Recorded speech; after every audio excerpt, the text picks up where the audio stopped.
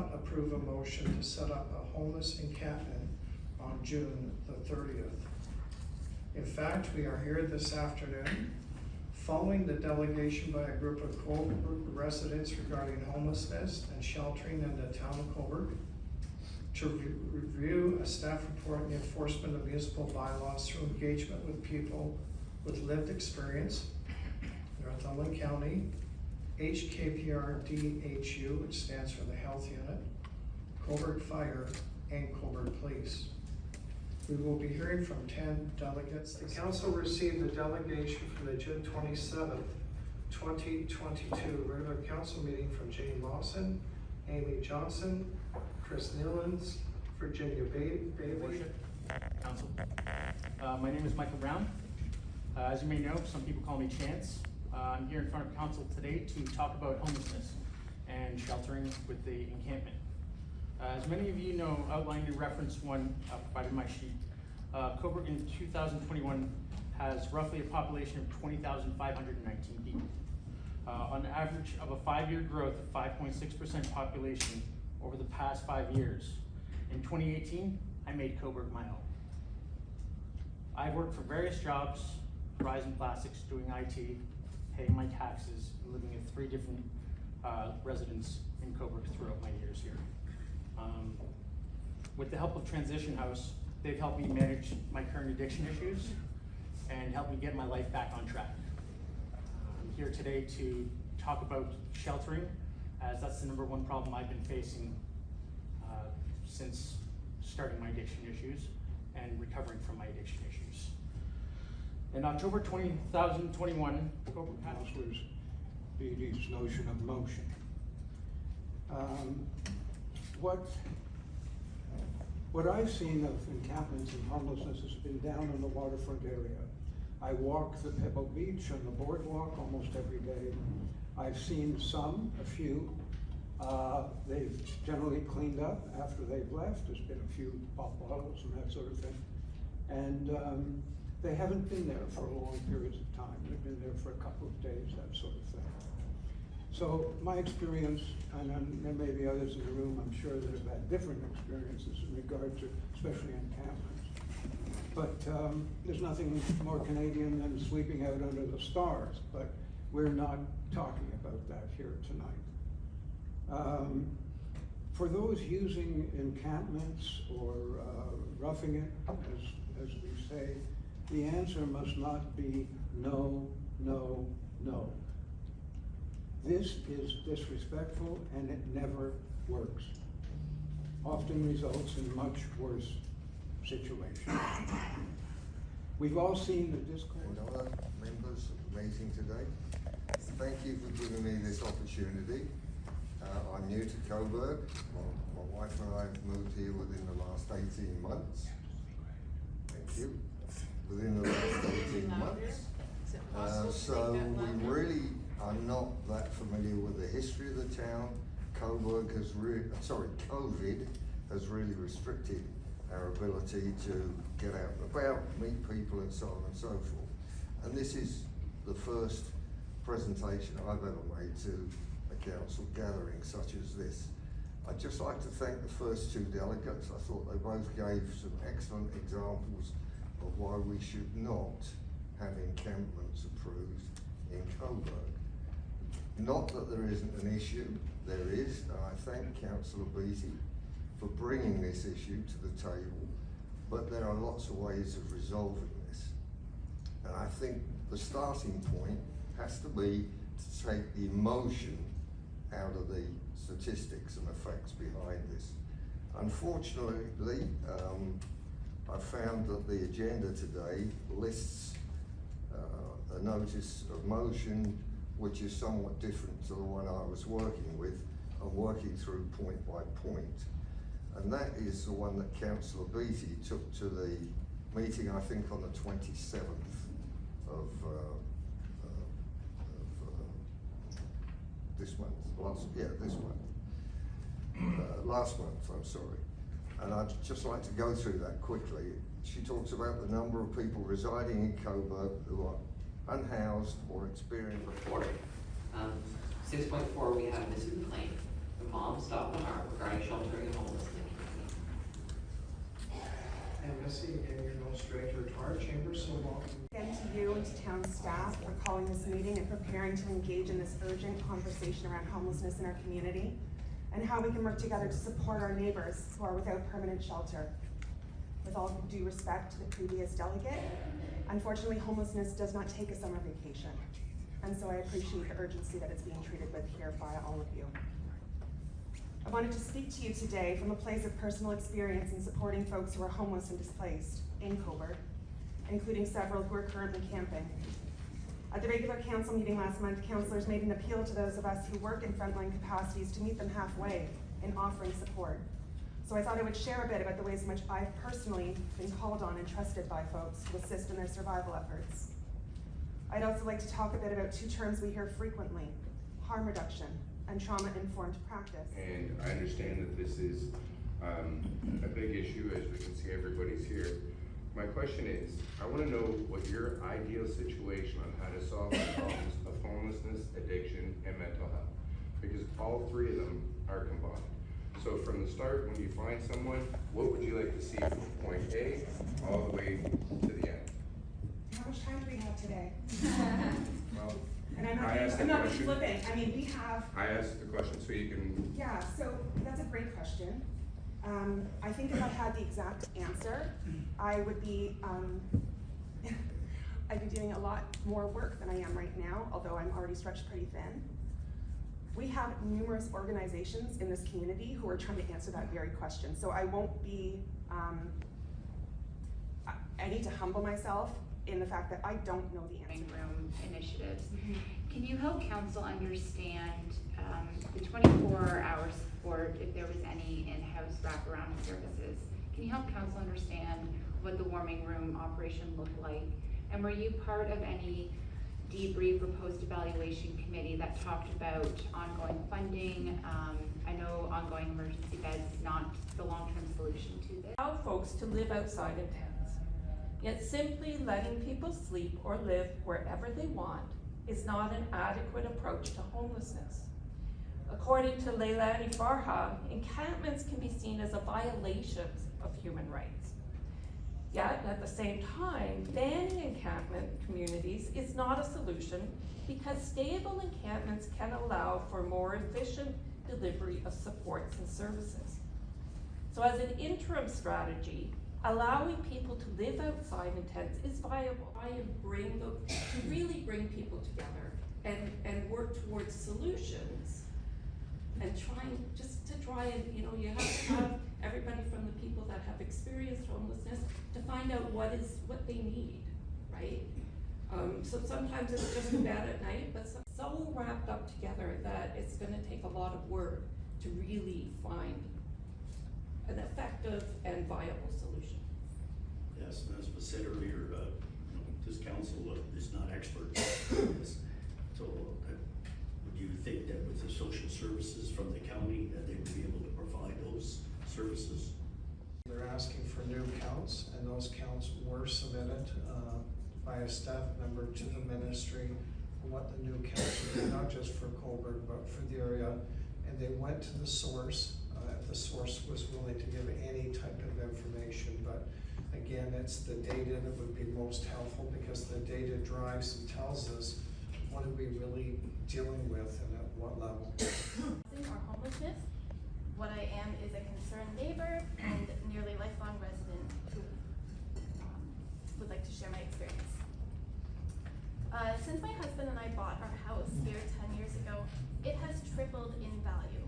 Not because of anything we have done to earn or deserve that, but because the real estate market is rising around us, and I know we are not alone. As we and everyone else in this room who owns property get richer by the sheer luck of having got into the market at the right time, those who have been renting their homes in what was even a few years ago a very small rental market with low vacancy have fewer and fewer options. Recently, Michael, tell me, you made a impassioned plea up there today. You don't support the encampment. Tell us a little bit about that. I don't support the encampment as a full-time solution. In the end, it's really the person who's in the encampment, in that tent, that's, living their life to make the most of it. Without the proper resources of, finding housing or dealing with their mental health and addiction, and having support from friends and family and counselors, an encampment isn't really going to resolve anything. You've been there Yep. yourself. You spoke a little bit about that. Tell me what, if I say, helped you. I've never slept there personally myself. However, I've slept on the streets of here in Toronto at various times in my life when I was homeless. It's scary, and when you have to get up and move your stuff from one site to another just to get some fresh water or have a shower or go to your interview and hide your stuff so, you have your personal belongings safe and secure for when you get back is stress that's, is impossible to manage, especially when you're living on the street. What's the answer? Too many words. After seeing the delegation today, there's the talks could go for hours and hours. I think looking into what we've seen places like Medicine Hat do, Moose Jaw do, and what Peterborough and Oshawa and Toronto are kind of doing, and try to find this kind of meeting of what's good and what's bad, and what do our homeless need, or what do our couch surfers need, and what do our campers need to survive, to get their own place, to get their own work, to get better mental health. That's what we're going to need to move forward and minimize this happening next year. So you wouldn't support the option of allowing it? I wouldn't support it to the extent of it just being a free reign. I would like some supervision, some guidance. People are dying on our streets, right in our little bank ATMs because, they don't have a tent or they don't have a place to go in our shelters. So whether it be in a tent or here or there, the same things are going to happen if we don't nip those issues in the butt. Last question. It's a major problem for this country, probably even worldwide, but I mean, it's a very complex issue. Mm-hmm. Talk a little bit about that, how it's pretty hard for council to come up with an answer when we're looking at this nationwide. Oh, totally. Everyone that's homeless or experiences it is completely different from one person to the next, whether it be renting or housing or work or family or a loss of a loved one that's made them down, spiral. Each one needs that specific tailored treatment to help them get them on the right path again. It's not just a simple textbook script. Here you go. There's lots of teams, PhDs, lawyers, legal, work, housing, even probation that can help, rectify this. But if they don't all act together, none of it's going to get resolved. So first, I just wanted to say thank you to everyone who have brought forward your delegations this afternoon. It's very impactful for us to hear multiple sides of this issue that we're all grappling with to look for solutions in Cobourg. But to the Deputy Mayor, I would like to just point out that we have spoken in the report about the need for a coordinated, collaborative, sustainable response in Cobourg, working with multiple partners. We have identified the county and the HCRT team. Obviously, we can't commit on the part on behalf. Yeah, it's on. You can speak loudly, sorry. Can everybody hear me? It's going perfect. Thank you very much. Any opportunity to get ahead of the fire chief, I'll take it.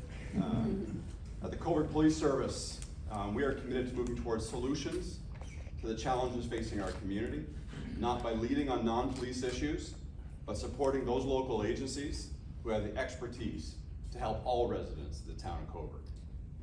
My issues in the letter that we put before this community is to recognize that an encampment is a community. It's a community of people who deserve our respect and our protection. I will not speak to what will or could be because I can't predict the future, and it's not fair for me to do that. What it is fair for me to say is to talk about the lived experience of other police services in our province who I've had the opportunity in the last week to speak of. And in order to adequately protect all members of all community, be it an encampment or residents throughout the town of Cobourg, it would require an enhanced police presence. That is officers and special constables in extra duty, which is the letter that I provided, and that's a monthly cost. I know there was a bit of a typo in my haste to get a report that was easily understood by everybody. And that is a mirror of encampments that are non-sanctioned encampments across the province of Ontario, so it's on par with what a monthly cost looks like to ensure all residents in the town of Cobourg who are living in an encampment or not are provided the safety they so deserve. I hope that answered your question. Chief Ballard? As well, we don't have a Notice of motion for myself regarding the development of an encampment response plan for the town of Cobourg. And the motion as printed to the agenda, whereas that the number of people residing in the town of Cobourg who are unhoused or experiencing homelessness is increasing, and whereas 78 people are officially listed as being homeless, according to Northumberland County, and whereas 24 is the maximum number of shelter spaces available in the area, and whereas the town of Cobourg bylaw enforcement team is responding to a high volume of concerns regarding encampments, and whereas the town of Cobourg does not have an official bylaw, policy, or program in place to respond to shelter encampments, and whereas according to the Ontario Human Rights Commission, Canada has recognized that adequate housing as a fundamental human right for all, therefore be it resolved that council directs staff to develop an encampment response plan with input, collaboration, and outreach support from homeless, serving partners, and community members to engage. And then after on July 2022, or the next cycle of meetings per delegation protocol procedures. So essentially, if we can't make it to the 6th and the 20th, because I respect the procedures in place, then if this motion passes, then we would register ourselves in advance for the next cycle of county council meetings.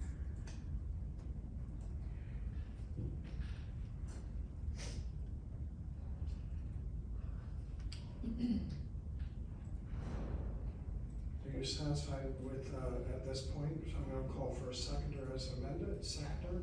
Yeah, Burkett. Oh, we have Burkett already, thank you. Councillor Darling? Well, while we're talking about procedure, I just wondered a question procedurally here. We're back to you for recorded vote.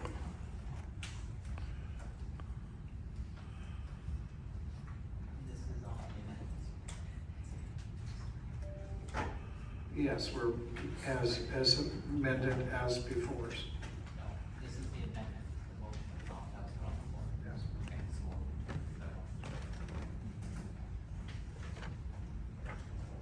Sorry, Your Worship, members of council. So same protocol as announced before. So the recorded vote will be called by the clerk, starting with the member of council that requested the recorded vote, and then in a clockwise rotation as those that appear in council chambers. The announcement of your vote would be openly and clear with yes or no, and there are no abstentions. If a member doesn't vote or abstains, that would be recorded as a no vote. So we'll start the voting. Councillor Nicole Beattie? Yes. Councillor Adam Bureau? Yes. Councillor Brian Darling? Yes. Councillor Emily Chorley? Yes. Councillor Aaron Burkett? Yes. Deputy Mayor Suzanne Sagan? No. Mayor John Henderson? Yes. 6-1 carry, Your Worship. Thank you. Okay to be called on this as well, as it's, I guess just to be consistent, I was confused there myself with the amendment, so. I am moving this, that council call on Northumberland County Council staff and service providers to work with the town of Cobourg to establish an immediate solution to increasing the supply of indoor accommodation and providing street outreach support through the implementation of an encampment response plan. And further, that council directs senior staff, based on availability of 2 members of council, to make a delegation to Northumberland County Community Social Services Standing Committee on July 6, 2022 at 1 p.m. and at the next scheduled regular council meeting on July 20th, 2022, or through the procedures of the county procedure bylaw for the next cycle of county council meetings. And further, that council council directs staff to engage with Infrastructure Ontario, MPP David Piccini, and Northumberland County to repurpose, refurbish, or rebuild a small portion of the former Brookside property to explore immediate housing options in response to the local housing crisis. And Councilor Burkett, you're fine to seconder at this point. Any further discussion? Seeing I'll call the vote. All those on a recorded vote. Councilor Beatty requested a recorded vote as well. On this, okay. So back to, does Mr. Larmer have to read the process again, or is everybody fine? Do you have? No, I can go ahead and call the vote if that's what you wish, Your Worship. Pardon me? I can do that. I can call the vote if that's what you wish. Thank you. Okay. Councilor Nicole Beatty. Yes. Councilor Adam Biro. Yes. Councilor Brian Darling. Yes. Councilor Emily Chorley. Yes. Councilor Aaron Burkett. Yes. Deputy Mayor Suzanne Sagan. No. Mayor John Henderson. Yes. 6-1 carried, Your Worship. Okay, if I'm not mistaken, I'm trying to get to 8. Believe me, I'm really trying to get. Councilor Beatty, can you tell me about the vote tonight? What are your thoughts on it? So the second notice of motion that we dealt with tonight was about members of council, 2 members of council making a delegation to the Standing Committee of County Social Services, as well as working with Infrastructure Ontario, Northumberland County, and MPP Piccini at looking at a small parcel of Brookside for moving on housing solutions. I was really very grateful to council for having a very heartfelt conversation around it. And as I mentioned during council, I feel that we have a responsibility as the member municipality to advocate alongside our citizens and community groups to go to the levels of regional Northumberland County Council and talk about collaboration and a very meaningful and sustainable and integrated response to the crisis that our community and all communities are facing. The motion, and if I get my my terminology, changed a lot though from last week, didn't it? It was a long meeting, but I mean, like we were talking about encampments, we were talking about allowing encampments, and it went from left to right, if I get that right? Yeah, a very good point, Pete. I don't know if it went left to right. The biggest change in the notice of motion was I felt that our first notice of motion, which with the staff report, in my opinion, addressed the encampment response plan and the staff response to that. So in my opinion, the first half of the motion would have been redundant. So that's why I made the amendment just to focus on those last 3 parts of the motion. So because we didn't talk about the notice of motion last week, staff had done an excellent job at preparing and taking that initiative with the report and talking about a response plan and a protocol, hence the change in that motion.